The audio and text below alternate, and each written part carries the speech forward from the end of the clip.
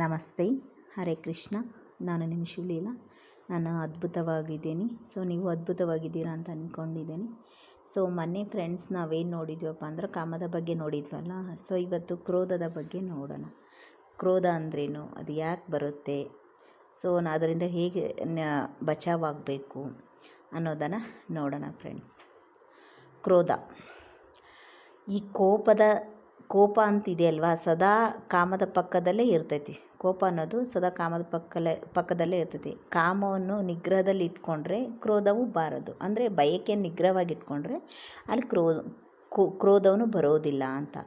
ಕೋಪವೇ ಬೇರೆ, ಕ್ರೋಧವೇ ಬೇರೆ. ನಮ್ಮ ಬಯಕೆಗಳು ದ್ವೇಷವಾಗಿ ಸೃಷ್ಟಿಯಾಗ್ತವೆ. ನಮ್ಗೆ ಯಾವುದಾದ್ರೂ ಬಯಕೆಗಳು ಈಡೇರಲಿಲ್ಲಪ್ಪ ಅಂದ್ರೆ ಅದೇ ದ್ವೇಷವಾಗಿ ಸೃಷ್ಟಿಯಾಗ್ತದೆ. ಆ ದ್ವೇಷದಿಂದ ನಿಸ್ಸಹಾಯಕರಾದಾಗ ವ್ಯಕ್ತಿಗಳ ಮೇಲೆ ನಾವೇನು ಕೋಪ ಮಾಡ್ಕೊತೇವೆ, ಅವೇ ಕ್ರೋಧವಾಗಿ ಮಾರ್ಪಾಡಾಗ್ತದೆ. ಅಂದರೆ ದ್ವೇಷ ಕೋಪಗಳನ್ನು ಒಂದಾಗಿ ಬೆರೆತಾಗ ಅದು ಕ್ರೋಧ ಅನಿಸ್ಕೊಳ್ತೈತಿ. ನೋಡಿ, ಈಗ ಒಬ್ಬ ವ್ಯಕ್ತಿ 10 ಲಕ್ಷ ಹಣ ಸಂಪಾದನೆ ಮಾಡಬೇಕು ಅನ್ನೋ ಬಯಕೆ ಇರುತ್ತೆ. ಆತನಿಗೆ ಅವಕಾಶವಿಲ್ಲದೆ ಹಣ ಸಂಪಾದನೆ ಮಾಡೋಕ್ಕಾಗೋದಿಲ್ಲ. ಸಂಪಾದಿಸಲು ಯಾವ ಮಾರ್ಗವೂ ದೊರೆಯಲಿಲ್ಲ. ಆಗ ಆತ ಏನು ಮಾಡ್ತಾನೆ, ಅಸಹನೆಯಿಂದ ಅಸಹನೆ ಬರ್ತೈತೆ ಅವನಲ್ಲಿ. ಆ ಅಸಹನೆಯಿಂದ ದ್ವೇಷ ಹುಡ್ತೈತಿ. ಆ ದ್ವೇಷ ಕೋಪದಲ್ಲಿ ಬೆರೆತು ಕ್ರೋಧವಾಗಿ ಬದಲಾವಣೆ ಆಗ್ತೈತಿ. ಆಗ ಅವನು ಏನು ಮಾಡ್ತಾನಪ್ಪ ಅಂದರೆ ಮನೆಯಲ್ಲಿರುವ ಹೆಂಡತಿ ಮಕ್ಕಳ ಮೇಲೆ ಬೈದಾಡೋದು, ಕೂಗಾಡೋದು, ಮನೆ ವಸ್ತುಗಳನ್ನೆಲ್ಲ ಧ್ವಂಸ ಮಾಡೋದು, ಈ ಥರ ಎಲ್ಲ ಮಾಡೋಕ್ಕೆ ಸ್ಟಾರ್ಟ್ ಆಗ್ತಾನೆ. ಈ ಥರ ಇದಕ್ಕೆ ನಮ್ಮ ಬಯಕೆಗಳು ಈಡೇರಲಿಲ್ಲ ಆದಾಗ ದ್ವೇಷದಿಂದ ಆ ವರ್ತನೆ ಆಗ್ತೈತಿ. ಕ್ರೋಧವೆಂದರೆ ಏನಂತ ಗೊತ್ತಾಯ್ತಲ್ವಾ? ನೋಡಿ, ಇವಾಗ ಇದನ್ನು ಹೇಗೆ ಜಯಿಸಬೇಕು ಅನ್ನೋದನ್ನು ನೋಡೋಣ ಫ್ರೆಂಡ್ಸ್. ಕೋಪ ಇರಬೇಕು, ಇರಬಾರ್ದು ಅಂತಲ್ಲ, ಮೇಲ್ನೋಟಕ್ಕೆ ಮಾತ್ರ ಕೋಪ ಇರಬೇಕು. ಅದು ಹೇಗೆ ಮೇಲ್ನೋಟಕ್ಕೆ ಕೋಪ ಅಂದರೆ, ಇವಾಗ ನೋಡಿ, ಒಂದು ಶ್ಲೋಕ ಇದೆ, ಹೇಳ್ತೇನೆ. ಉತ್ತಮೇತು ಕ್ಷಣಿಕಂ ಕೋಪೆ ಮಧ್ಯಮೇತು ಘಟಕದ್ವಯಂ ಅಧಮೇತು ಅಹೋರಾತ್ರಂ ಚಂಡಾಲೆ ಮರಣಾಂತಕಂ. ಅಂದರೆ ಉತ್ತಮನ ಕೋಪ ಕ್ಷಣಿಕ, ಮಧ್ಯಮನ ಕೋಪ 2 ನಿಮಿಷ, ಅಧಮನ ಕೋಪ ಹಗಲು ರಾತ್ರಿ, ಚಂಡಾಲನ ಕೋಪ ಮರಣದವರೆಗೂ. ಅಂದರೆ ಏನಪ್ಪ ಅಂತಂದರೆ, ಒಬ್ಬೊಬ್ಬರ ಕೋಪ ಒಂದೊಂದು ಥರ ಇರುತ್ತೆ. ಉತ್ತಮನ ಕೋಪ ಒಂಥರ, ಮಧ್ಯಮನ ಕೋಪ ಒಂಥರ. ಅವರವರು ವ್ಯಕ್ತಿತ್ವದ ಮೇಲೆ ಅವರು ಡಿಪೆಂಡ್ ಆಗುತ್ತೆ ಅಂತ. ಇವಾಗ ಮನೆಯಲ್ಲಿ ಒಂದು ಉದಾಹರಣೆ ಹೇಳಬೇಕಂದ್ರೆ, ಮಕ್ಕಳು ಸ್ಕೂಲಿಗೆ ಹೋಗ್ಬೇಕಂದ್ರೆ ಅವ್ರಿಗೆ ದಿನ ಹೋಗೋಕೆ ಬೇಜಾರು. ಮಕ್ಕಳಿಗೆ ನಾವು ಪೂಸಿ ಹೊಡಿತೇವೆ, ಜಾಣ ಅಲ್ವಾ, ಎದ್ದೇಳು ಸ್ಕೂಲಿಗೆ ಹೋಗು ಅಂತ ಪೂಸಿ ಹೊಡಿತೇವೆ. ಆದರೂ ಅವರು ಕೇಳಿದಾಗ ಅವ್ರು ಕೇಳಬೇಕು ಅನ್ನೋ ಉದ್ದೇಶಕ್ಕೆ ನಾವೇನು ಮಾಡ್ತೇವೆ, ಕೆಂಪು ಕಣ್ಣು ಮಾಡ್ಕೊಂಡು ಇವಾಗ ಎದ್ದೇಳ್ತೀಯೋ ಏನಾದರೂ ಹೊಡ್ತಾ ಬೇಕು ಅಂತ ಕೋಪ ಮಾಡ್ಕೊತೇವೆ. ಗದರಿದಾಗ ಅವರಲ್ಲಿ ಏನು ಮಾಡ್ತಾರಂದ್ರೆ, ಬೈತಿದ್ದಾಳೆ ನಮ್ಮ ಮಮ್ಮಿ ಅಂದ್ಕೊಂಡು ಅವ್ರು ತಿರ್ಗಾ ಬ್ಯಾಗ್ ಹಿಡ್ಕೊಂಡು ರೆಡಿಯಾಗಿ ಸ್ಕೂಲಿಗೆ ಹೋಗ್ತಾರೆ. ಅಂದರೆ ಇಲ್ಲಿ ದ್ವೇಷ ಇರೋದಿಲ್ಲ ನಮ್ಗೆ ಮಕ್ಕಳ ಮೇಲೆ. ಇಲ್ಲಿ ಏನಿರುತ್ತಪ್ಪ ಅಂದ್ರೆ ಮಕ್ಕಳ ಮೇಲೆ ನಾವು ಕೋಪ ಬಂದವ್ರ ಥರ ನಟಿಸ್ತೇವೆ. ಅಲ್ಲಿ ನಟನೆ ಮಾಡಬೇಕಾಗುತ್ತೆ. ಇವಾಗ ಗಂಡ ಹೆಂಡತಿ ಮಧ್ಯೆ ತೊಗೊಳ್ಳಿ, ಜಗಳ ಆಗುತ್ತೆ. ಗಂಡ ಹೆಂಡತಿ ಮೇಲೆ ಜಗಳ ಆಡ್ತಾರೆ, ಕೂಗಾಡ್ತಾರೆ, ಒಂದೊಂದ್ಸಲ ಹೊಡ್ತಾ ಬಡ್ತಾ ಎಲ್ಲ ಆಗುತ್ತೆ. ಆದ್ರೂ ಅದು ಅರ್ಧ ಗಂಟೆ ನಿಂತರೆ ಜಾಸ್ತಿ ಹೋಗಬಾರ್ದು. ಅಲ್ಲಿ ಅಹಂಗಳನ್ನು ಬಿಟ್ಟು ಏನು ಮಾಡಬೇಕಂದ್ರೆ ನಗ್ನಗ್ತಾ ಇಬ್ಬರು ಮಾತಾಡಿಸ್ಬಿಡ್ಬೇಕು. ಅಲ್ಲಿ ನಮ್ಮ ಮಧ್ಯೆ ಅಹಂ ಅನ್ನೋದು ತರಬಾರ್ದು. ಅದರಲ್ಲೇನಾದರೂ ಮತ್ತು ಅವ್ರು ಮಾತಾಡಿಸ್ಲಿ ನಾವು ಮಾತಾಡಿಸ್ಲಿ ಹಂಗೆ ನಾವು ಬೆಳೆಸ್ಕೊತ ಹೋದ್ವಿ ಅಂದ್ರೆ ಅಲ್ಲಿ ದ್ವೇಷವಾಗಿ ಮಾರ್ಪಾಡಾಗ್ತೈತಿ. ಅಲ್ಲಿ ನಾವು ಬಿಟ್ಟು ಇಲ್ಲಪ್ಪ ನಮ್ಮ ಅಹಂ ಬಿಟ್ಟು ತಿರ್ಗಾ ನಾವು ಮಾತಾಡ್ಸಿದೆ ಅಂದ್ರೆ ಅಲ್ಲೇ ಕ್ರೋಧ ಹೋಗಿ ಅಲ್ಲಿ ಪ್ರೀತಿ ಬರ್ತೈತಿ. ಇದೇ ಕ್ರೋಧವನ್ನು ಜಯಿಸುವ ಪದ್ಧತಿ. ಎಲ್ಲೇ ಅಂದರೆ ಮನೆ ಅಂದಮೇಲೆ ಜಗಳ ಇವೆಲ್ಲ ಸರ್ವೇ ಸಾಮಾನ್ಯ. ಸಿಟ್ಟಿಗೆ ಬರೋದು ಅವೆಲ್ಲ ಸರ್ವೇ ಸಾಮಾನ್ಯ. ಬಟ್ ಅದನ್ನು ನಾವು ಯಾವುದೇ ಜಗಳವಾದರೂ ಯಾವುದೇ ಕೋಪ ಬಂದರೂ ಅವನು ಕ್ರೋಧವಾಗೋ ಥರ ಬಿಡಬಾರ್ದು. ನಾವು ಅಲ್ಲೇ ಕ್ಷಮಿಸಿ ಮಾತಾಡಿದ್ವಪ್ಪ ಅಂದ್ರೆ ಅಲ್ಲೇ ಕ್ರೋಧವಾಗಿ ಅವು ಬದಲಾವಣೆ ಆಗೋದಿಲ್ಲ. ಕ್ರೋಧವನ್ನು ತಡೆ ಹಿಡಿದುಕೊಂಡ್ರೆ ಅದು ಒಂದೇ ಸಲ ಕೋಪ ಬಂದುಬಿಡುತ್ತೆ. ನಾವು ನಿಸ್ಸಹಾಯಕರಾಗಿ ಸ್ಥಿತಿಯಲ್ಲಿರುವಾಗ ಇತರರಿಂದ ಅನುಭವಿಸಿದ ಕ್ರೋಧವನ್ನು ನಮಗೆ ಅವಕಾಶ ಸಿಕ್ಕಾಗ ನಾವೇನು ಕೂಡಲೇ ಅದು ಹೊರ ಬಂದುಬಿಡ್ತೈತಿ. ಈಗ ನಮ್ಗೆ ಯಾರಾದರೂ ನೋವು ಕೊಟ್ಟಿರ್ತಾರೆ ಮನೆಯಲ್ಲಿ. ಇವಾಗ ಹೆಣ್ಮಕ್ಳ ವಿಷಯನೇ ತೊಗೊಳ್ಳಿ. ಹೆಣ್ಮಕ್ಳು ಏನು ಮಾಡ್ತಾರಂದರೆ ಚಿಕ್ಕಂದಲಿಂದಲೂ ತಂದೆ ತಾಯಿ ಅವ್ರ ಮೇಲೆ ಅಧಿಕಾರ ಚಲಿಸ್ತಾರೆ ಬಾಲ್ಯದಲ್ಲಿ.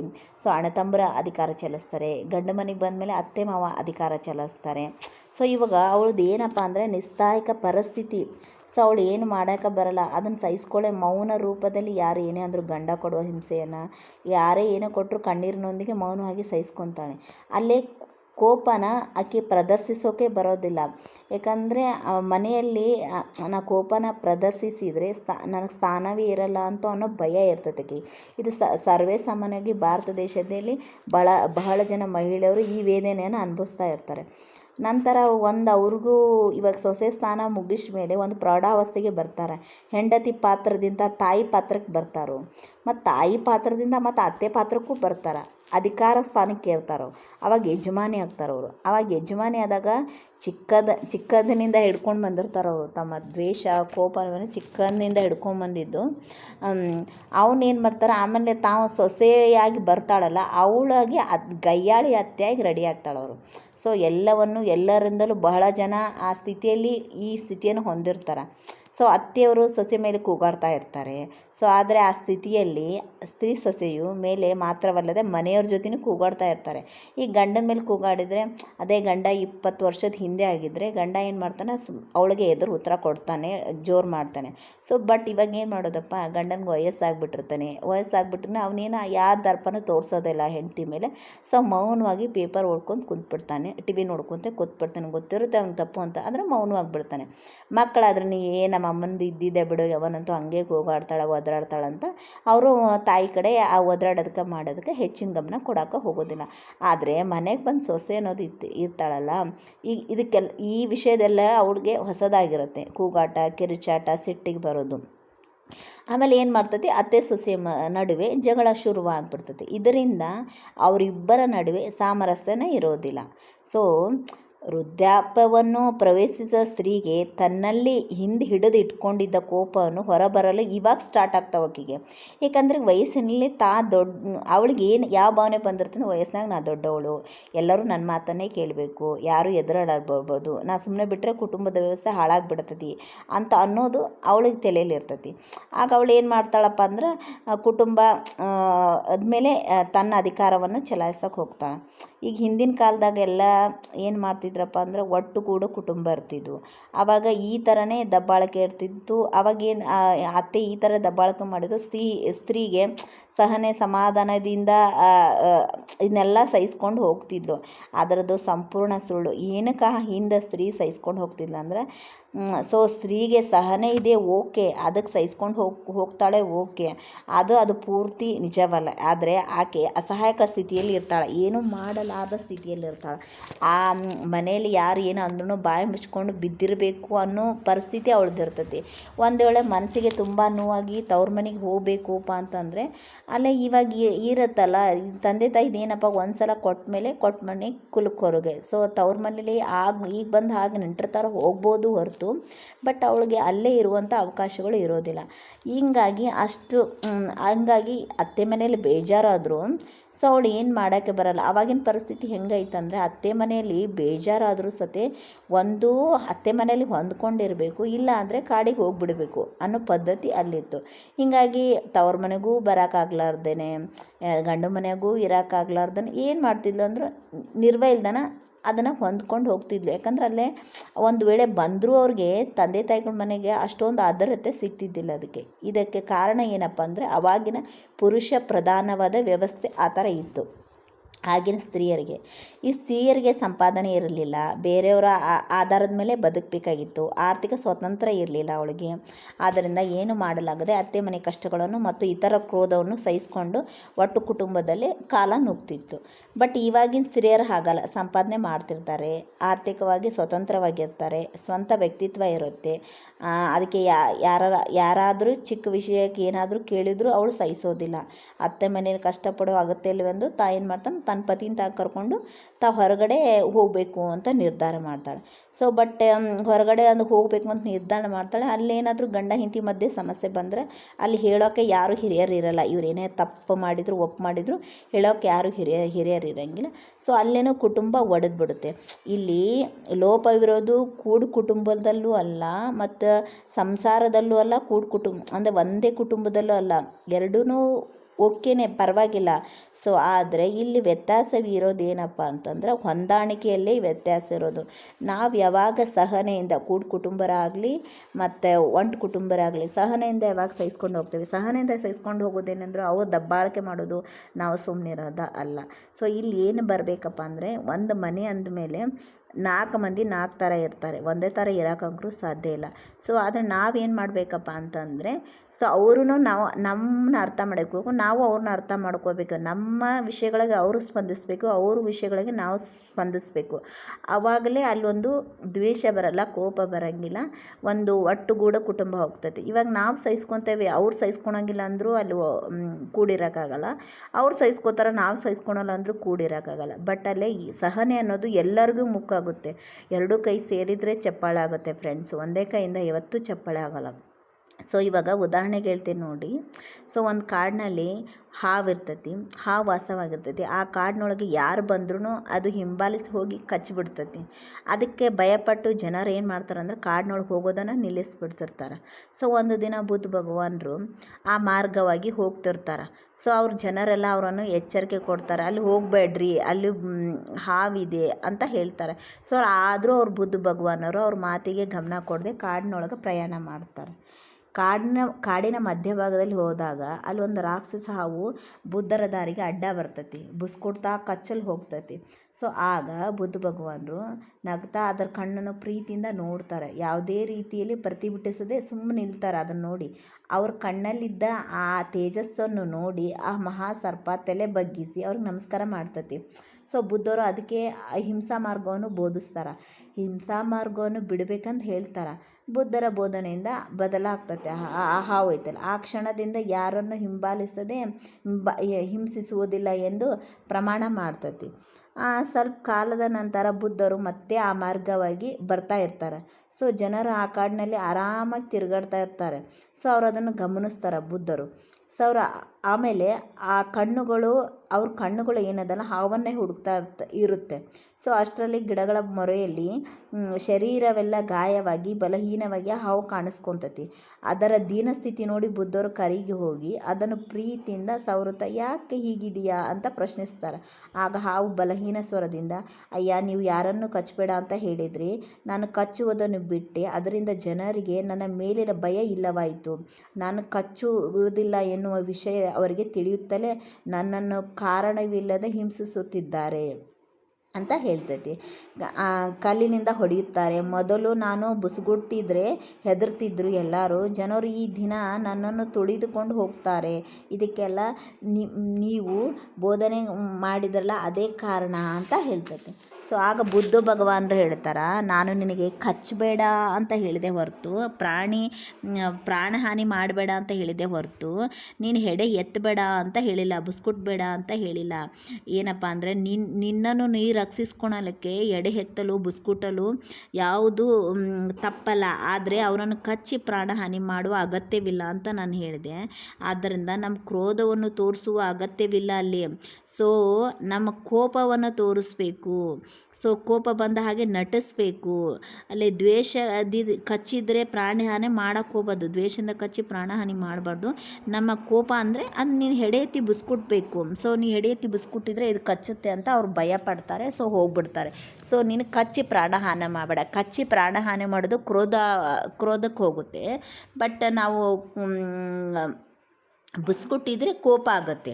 ಸೊ ಹಾಗಿರಬೇಕಾದ್ರೆ ಕ್ರೋಧ ಎಂದ್ರೇನು ಅಂತ ತಿಳ್ಕೊಂಡ್ವಿ. ಕ್ರೋಧವನ್ನು ಹೇಗೆ ಜಯಿಸೋದು ಅಂತ ತಿಳ್ಕೊಳೋಣ.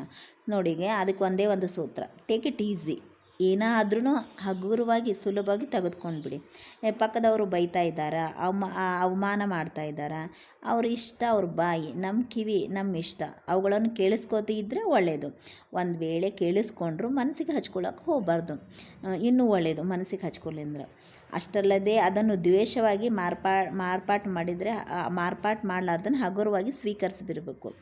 ನಮ್ಮನ್ನು ಬೈದರನ್ನು ನಗುತ್ತಾ ಮಾತಾಡಿಸ್ಬೇಕು. ಅಲ್ಲಿ ನಮ್ಮಲ್ಲಿ ಕ್ರೋಧ ಹುಟ್ಟೋದಿಲ್ಲ. ಯಾವಾಗ ನಾವು ಮಾಡಬಹುದೆಂದರೆ ನಮ್ಮಲ್ಲಿ ಅಹಂ ಅನ್ನು ಬಿಟ್ಟರೆ ಮಾತ್ರ ಅದು ಸಾಧ್ಯ. ನಮ್ಮಲ್ಲಿ ಅಹಂ ಅನ್ನೋದು ತೆಗೆದು ಹಾಕಬೇಕು. ನಾವ್ಯಾಕೆ ಮಾತಾಡ್ಸೋಣ ಅಂತಂದು ಅಹಂ ತೋರಿಸಿದ್ವಪ್ಪ ಅಂತಂದರೆ ಸೊ ಅದು ಕ್ರೋಧವಾಗಿಯೇ ಬದಲಾಗ್ತೈತಿ. ಸೊ ನಾವು ಅದನ್ನು ತೋರ್ಸೋಕೆ ಹೋಗ್ಬಾರ್ದು. ಬೈಗೋಳ ತಡೆಯಲಾಗದೆ ಸ್ಥಿತಿಗೆ ಬಂದಾಗ ಮಾತ್ರ ನಾವು ಕೋಪವನ್ನು ಪ್ರದರ್ಶಿಸಬೇಕು. ಸೊ ಇವಾಗ ಅವ್ರು ಅತಿಯಾಗಿ ನಮ್ಮ ಜೊತೆ ಕೋಪದಿಂದ ವರ್ತರಿಸಿರ್ತಾರೆ, ನಮ್ಮ ಎಲ್ಲದಕ್ಕೂ ನಮ್ಗೆ ಅವಮಾನ ಮಾಡ್ತಾರೆ, ತಿರ್ಗಾ ನಾವೆಷ್ಟು ಸಹನೆ ಇಂದ್ರೂ ಅವರು ನಮ್ಮನ್ನು ನೋಯಿಸದೆ ಬಿಡೋದಿಲ್ಲ ಅನ್ನೋರಿದ್ದರೆ ಅವಾಗ ಏನು ಮಾಡಬೇಕು, ನಾವು ಅವಿನ ಥರ ಬುಸ್ಕೊಟ್ಬೇಕು, ನಮ್ಮ ಕೋಪವನ್ನು ವ್ಯಕ್ತಪಡಿಸ್ಬೇಕು. ಅಲ್ಲಿ ನಮ್ಮನ್ನು ನಾವು ರಕ್ಷಿಸಿಕೊಳ್ಳೋದು ಇಂಪಾರ್ಟೆಂಟ್ ಆಗ್ತೈತಿ. ಸೊ ಇಲ್ಲಪ್ಪ ಅಂದರೆ ಪ್ರೀತಿಯಿಂದ ಅವ್ರು ಏನೋ ಒಂದು ಸ್ವಲ್ಪ ನಮ್ಮ ಕೋಪದಿಂದ ವರ್ತಿಸಿದ್ರೆ ತಿರ್ಗಾ ನಾವು ಪ್ರೀತಿಯಿಂದ ಮಾತಾಡಿಸಿ ಸುಮ್ಮನಾಗ್ಬಿಡ್ಬೇಕು. ಅಂದರೆ ಅಲ್ಲಿ ನಾವು ಕ್ರೋಧವಾಗಿ ಮಾರ್ಪಾಡಾಗಲ್ಲ. ಇಲ್ಲಿ ಕೃಷ್ಣ ಪರಮಾತ್ಮ ಇದನ್ನು ಪ್ರೇಮ ಯುದ್ಧ ಅಂತ ಕರೀತಾನೆ. ಈ ಕ್ರೋಧವು ನೋಡಿ, ಕ್ರೋಧವು ಬಹಳಷ್ಟು ಮಾನವನ ಸಂಬಂಧಗಳನ್ನು ಮುರಿದು ಬಿಡ್ತತಿ. ನಮಗೆ ಕ್ರೋಧ ಹುಟ್ಟಿದ ಕೂಡಲೇ ಮೊದಲು ಅದು ಎಲ್ಲಿಂದ ಬಂತು, ಅದು ಯಾವ ಸಂದರ್ಭದಲ್ಲಿ ಬಂತು ಅಂತ ಪರಿಶೀಲನೆ ಮಾಡಬೇಕು. ನಮ್ಮ ಕ್ರೋಧಕ್ಕೆ ಕಾರಣ ಯಾರು ಅಂತ ನೆನಪಿಸ್ಕೊಳ್ಳಿ. ಅದಕ್ಕೆ ಕಾರಣವಾದ ವ್ಯಕ್ತಿಯ ಮೇಲೆ ಕೋಪವನ್ನು ಪ್ರದರ್ಶಿಸಿ. ಅಂದ್ರೆ ಕ್ರೋಧವಾಗಿ ಮಾಡೋಕ್ಕೋಗ್ಬಿಡಿ, ಕೋಪ ಅಷ್ಟೇ, ಲೈಟಾಗಿ ಕೋಪ ಇರಬೇಕಷ್ಟೇ. ನಂತರ ಅವರನ್ನು ಕ್ಷಮಿಸಿಬಿಡಿ, ಪ್ರೀತಿಯಿಂದ ಮಾತಾಡಿಸಿ, ಸಮಸ್ಯೆಯನ್ನು ಟೇಕ್ ಇಟ್ ಈಸಿಯಾಗಿ ತೆಗೆದುಕೊಳ್ಳಿ. ಕ್ರೋಧ ದ್ವೇಷವನ್ನು ಹೊರತೆಗೆದು ಕೋಪವನ್ನು ಪ್ರದರ್ಶಿಸಿರಿ. ತಕ್ಷಣವೇ ಕ್ರೋಧಕ್ಕೆ ಕಾರಣವಾದನ್ನು ಕ್ಷಮಿಸಿಬಿಡಿ. ಅಲ್ಲಿ ಕ್ಷಮೆಯಿಂದ ಮಾತ್ರವೇ ಕ್ರೋಧವನ್ನು ಜಯಿಸ್ಬೋದು. ಇಲ್ಲಾಂದರೆ ಅದಕ್ಕೆ ಕ್ಷಮೆ ಇರಲಿಲ್ಲ ಅಂದರೆ ಅಲ್ಲಿ ನಾವು ಕ್ರೋಧವನ್ನು ಜಯಿಸೋಕ್ಕಾಗಲ್ಲ. ಕ್ರೋಧವನ್ನು ಜಯಿಸುವುದಕ್ಕೆ ನಗುಮುಖ, ಕ್ಷಮಿಸುವ ಮನಸ್ಸು ಇರಬೇಕು. ಅಷ್ಟೇ ನಾವು ಕ್ರೋಧವನ್ನು ಜಯಿಸಬೇಕಪ್ಪ ಅಂತಂದರೆ. ನಮ್ಮಲ್ಲಿ ನಗುಮುಖ ಮತ್ತು ಇತ್ತಪ್ಪ ಅಂದರೆ, ಕ್ಷಮಿಸುವಂಥ ಗುಣ ಇತ್ತಂದರೆ ಅಲ್ಲಿ ಕ್ರೋಧವನ್ನು ಜಯಿಸ್ಬೋದು. ಇವಾಗ ನೋಡಿ, ಮಾಯಾಸಭೆಯಲ್ಲಿ ದುರ್ಯೋಧನ ಯಾರಿಗೆ, ದ್ರೌಪದಿಗೆ ಅವಮಾನ ಮಾಡ್ತಾನೆ. ಅದು ಕೆಲವು ತಿಂಗಳಿಂದ ದ್ರೌಪದಿಗೆ ಕುದೀತಾ ಇರುತ್ತೆ. ಆಗ ಕೃಷ್ಣ ಒಂದು ದ್ರೌಪದಿ ಕೇಳ್ತಾನೆ, ನೀನು ತಿಂಗಳಲ್ಲಿ ನಿನ್ನ ಪ್ರೀತಮನಾದ ಅರ್ಜುನನ ಎಷ್ಟು ಸಲ ನೆನಪು ಮಾಡ್ಕೊಂಡು ಅಂತ ಕೇಳ್ತಾನೆ. ಆಗ ದ್ರೌಪದಿ ಕೆಲವು ನಿಮಿಷಗಳ 5 ನಿಮಿಷ, ಒಂದು 5 ಸಲ ಇರ್ಬೋದು ಅಂತ ಹೇಳಿ ನಾಚ್ಕೊತಾಳೆ. ಮತ್ತು ದುರ್ಯೋಧನನೇ ಅಂತ ಕೇಳ್ತಾಳೆ, ದುರ್ಯೋಧನ ಎಷ್ಟು ಸಲ ನೆನೆಸ್ಕೊಂಡು ಅಂತ ಕೇಳ್ತಾನೆ. ಆ ಹೆಸರು ಕೇಳೋವಾಗಲೇ ದ್ರೌಪದಿ ಏನು ಮಾಡ್ತಾಳೆ ಅಂದ್ರೆ, ಮುಖವು ಕ್ರೋಧದಿಂದ ಬೆವ್ತು ಹೋಗ್ಬಿಡ್ತೈತಿ. ಅವನನ್ನು ಮರ್ತಿಲ್ಲವೇ ಅಂತ ಅವನ್ನ ನಾನು ಮರ್ತಿಲ್ಲ, ಕೊಲ್ಲಬೇಕು ಅವನನ್ನು ಅಂದು ಸಿಂಹದಿಂದ ಗರ್ಜನೆಯಿಂದ ಗರ್ಜಿಸ್ತಾಳೆ. ಅದಕ್ಕೆ ಕೃಷ್ಣನು ನಸುನಗುತ್ತಾ, ನೀನು ಆತನನ್ನು ಯಾವಾಗ ಕೊಲ್ಲುತ್ತೀಯೋ ತಿಳಿಯೋದು, ಆದರೆ ಅವನು ನಿನ್ನನ್ನು ಪ್ರತಿ ಕ್ಷಣವೂ ಕೊಲ್ಲುತ್ತಿದ್ದಾನೆ ಅಂತ ಹೇಳ್ತಾನೆ. ಹೇಗಪ್ಪ ಅಂತಂದರೆ, ನಿನಗೆ ಇಷ್ಟ ಆದವರು ಇರಬೇಕಾದ ಮನಸ್ಸಿನಲ್ಲಿ ದುರ್ಯೋಧನ ಇದ್ದಾನೆ. ಈ ಮೊದಲು ಸ್ನಾನ ಮಾಡುವಾಗ ನೀನು ಭಗವಂತನನ್ನು ಸ್ಮರಿಸುತ್ತಿದ್ದೆ, ಈಗ ದುರ್ಯೋಧನನ ನೆನೆಸ್ಕೊಳಕತ್ತಿ. ಭೋಜನ ಸಮಯದಲ್ಲಿ ನಿನ್ನ ಪತಿಯನ್ನು ಸ್ಮರಿಸುತ್ತಿದ್ದೆ, ಈಗ ದುರ್ಯೋಧನನ ಸ್ಮರಣೆ ಮಾಡಕತ್ತಿ. ಮತ್ತು ರಾತ್ರಿ ಮಲಗುವಾಗ ಸುಂದರವಾದ ನೆನಪುಗಳೊಂದಿಗೆ ನಿದ್ರಿಸುತ್ತಿದ್ದೆ, ಈಗ ದುರ್ಯೋಧನ ಮಾಡಿದ ಅವಮಾನಗಳಿಂದ ಕುದಿತಾ ಇರ್ತೀಯ. ಈಗ ಸಾವಂದರೆ ಇದೇ ಅಲ್ಲವೇ ಅಂತ ಕೇಳ್ತಾನೆ ಕೃಷ್ಣ. ಆವಾಗ ದ್ರೌಪದಿಗೆ ಜ್ಞಾನೋದಯ ಆಗ್ತೈತಿ. ಹೌದು, ಇವಾಗ ನಮ್ಮ ಮನಸ್ಸಿನಲ್ಲಿ ಯಾರಾದರೂ ನಮ್ಮನ್ನು ದ್ವೇಷ ಮಾಡ್ತಿದ್ದೇವೆ ಅಂದರೆ ಪದೇ ಅವ್ರು ನೆನೆಸ್ಕೊಳಕತ್ರೆ ಅದರಿಂದ ನಷ್ಟ ಯಾರಿಗೆ? ನಮಗೆ ನಷ್ಟ, ನಮ್ಮ ದೇಹ ನಮಗೆ ಹಾನಿ ಮಾಡ್ಕೊತ ಹೋಗುತ್ತೆ. ನಾವು ಅವ್ರನ್ನ ಯಾವಾಗ ಕ್ಷಮಿಸ್ತೇವೋ ಆವಾಗ ಏನಾಗುತ್ತಪ್ಪ ಅಂತಂದರೆ ನಮ್ಮಲ್ಲಿ ಒಂದು ಉತ್ಸಾಹ, ಒಂದು ಹುಮ್ಮಸ್ಸು ಇರುತ್ತೆ. ಅದಕ್ಕೆ ಅವಳಿಗೆ ಜ್ಞಾನೋದಯ ಆಗುತ್ತೆ. ಯಾರಿಗೆ? ದ್ರೌಪದಿಗೆ. ಆಗಾಕಿ, ಹೌದು ಕೃಷ್ಣ, ನೀನು ಹೇಳಿದ ಸತ್ಯ, ನನ್ನ ಮಧುರವಾದ ಸ್ಮೃತಿಗಳು ಇರಬೇಕಾದ ನನ್ನ ಹೃದಯದಲ್ಲಿ ದುರ್ಯೋಧನ ದುಷ್ಕಾರ್ಯಗಳು ನೆನಪುಗಳಿದ್ದವು. ಆದ್ದರಿಂದ ನಾನು ಈ ಬಾಧೆ ಪಡುತ್ತಿದ್ದೆ. ಇವಾಗ ದುರ್ಯೋಧನನ ನನ್ನ ಹೃದಯದಿಂದ ಹೇಗೆ ತೊಲಗಿಸ್ಬೇಕು ಅಂತ ಕೃಷ್ಣನ ಕೇಳ್ತಾಳೆ. ಅದಕ್ಕೆ ಕೃಷ್ಣ ಹೇಳ್ತಾನೆ, ದ್ರೌಪದಿ, ಅದಕ್ಕೆ ಕ್ಷಮೆಯೊಂದೇ ದಾರಿ, ನೀನು ದುರ್ಯೋಧನನ್ನು ಮನಸಾರೆ ಕ್ಷಮಿಸ್ಬಿಡು ಅಂತ ಹೇಳ್ತಾನೆ.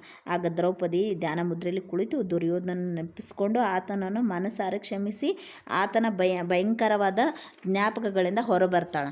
ಆಗ ಆ ಸೌಂದರ್ಯವತಿಯ ಮುಖದಲ್ಲಿ ಮತ್ತೆ ದಿವ್ಯತ್ವ ವಿಕಸಗೊಳ್ತೈತಿ. ಇದರಿಂದ ನಮಗೆ ಯಾರ ಮೇಲಾದರೂ ಕೋಪ ಇದ್ದರೆ ಅವರನ್ನು ಮನಸ್ಫೂರ್ತಿಯಾಗಿ ಕ್ಷಮಿಸಿಬಿಡಬೇಕು, ಅದರಿಂದ ಹೊರಬರಬೇಕು. ಇಲ್ಲದಿದ್ದರೆ ಆ ಕ್ರೋಧಾಗ್ನಿಯಲ್ಲಿ ನಾವೇ ಮೊದಲು ಭಸ್ಮ ಆಗ್ತೀವಿ. ಕೃಷ್ಣ ಭಗವದ್ಗೀತೆಯಲ್ಲಿ ಹೇಳ್ತಾನೆ, ನೀನು ನಿನ್ನ ಕರ್ಮವನ್ನು ಮಾಡು, ಅದರ ಫಲವನ್ನು ನನಗೆ ಬಿಡು ಅಂತ ಹೇಳ್ತಾನೆ. ನಮ್ಮ ಗಮನ ಕರ್ತವ್ಯದ ಮೇಲೆ ಇರಬೇಕು ಹೊರತು ಅದರಿಂದ ಬರುವ ಫಲದ ಮೇಲಲ್ಲ. ಏಕೆಂದರೆ ಫಲವನ್ನು ನಿರೀಕ್ಷಿಸಿ ಅದು ಲಭಿಸಿದ್ದಾಗ ನಮ್ಮಲ್ಲಿ ಕ್ರೋಧ ಹೆಚ್ಚಾಗಿ ಹೋಗ್ತೈತಿ. ಅದಕ್ಕೆ ನಾವೇನು ಮಾಡಬೇಕಂದ್ರೆ, ನಮ್ಮ ವಿಷಯ ಚಿಂತನೆ ಮಾಡುವಾಗ ಮನುಷ್ಯನಿಗೆ ವಿಷಯಗಳ ಬಗ್ಗೆ ಆಸಕ್ತಿ ಬರುತ್ತೆ. ಆ ಆಸಕ್ತಿಯಿಂದ ಅವುಗಳನ್ನು ಪಡಿಬೇಕೆಂಬ ಬಯಕೆ ಉಂಟಾಗ್ತೈತಿ. ಬಯಕೆಯಿಂದ ಕ್ರೋಧದಿಂದ ಮೋಹ ಬರ್ತೈತಿ, ಮೋಹ ಏರ್ಪಾಡಾಗ್ತೈತಿ. ಅದು ಪೂರೈಸದಿದ್ದಾಗ ಕ್ರೋಧ ಉದ್ಭವಿಸ್ತೈತಿ. ಅಂಥ ಕ್ರೋಧದಿಂದ ನಮ್ಮ ಜ್ಞಾಪಕ ಶಕ್ತಿ ಕಡಿಮೆ ಆಕೋಂತ ಹೋಗ್ತೈತಿ ಮತ್ತು ಸ್ಮೃತಿ ಭಸ್ಮವಾಗ್ತೈತಿ, ಬುದ್ಧಿ ನಾಶ ಆಗ್ತೈತಿ. ಬುದ್ಧಿ ನಾಶದಿಂದ ಮನುಷ್ಯನು ತನ್ನ ಸ್ಥಿತಿಯಿಂದ ಪತನವಾಗ್ತಾನೆ. ಸೊ ಹಾಗಿರಬೇಕಾದ್ರೆ ಏನು ಫ್ರೆಂಡ್ಸ್ ನೋಡಿ, ನಮ್ಮ ಕ್ರೋಧದಿಂದ ಎಷ್ಟೆಲ್ಲ ಆಗುತ್ತೆ ಗೊತ್ತಾ, ನಮ್ಮ ಮನಸ್ಸಲ್ಲಿ ಎಷ್ಟೆಲ್ಲ ಗೊಂದಲಗಳು ಸೃಷ್ಟಿ ಆಗ್ತೈತಿ. ಸೊ ನಮ್ಮನ್ನೇ ಅದು ನಾಶ ಮಾಡ್ತಾ ಹೋಗ್ತೈತಿ ಕ್ರೋಧ. ಅದಕ್ಕೆ ನಿಮ್ಗೆ ಯಾರ ಮೇಲಾದರೂ ಸಿಟ್ಟಿತ್ತಪ್ಪ ಅಂತಂದರೆ ಅವ್ರನ್ನ ಕ್ಷಮಿಸಿಬಿಡಿ. ನೀವು ಅವರನ್ನು ಕ್ಷಮಿಸಿದಾಗ ನೀವು ಒಂದು ಒಳ್ಳೆಯ ಸ್ಥಾನಕ್ಕೆ ಹೋಗ್ತೀರಾ.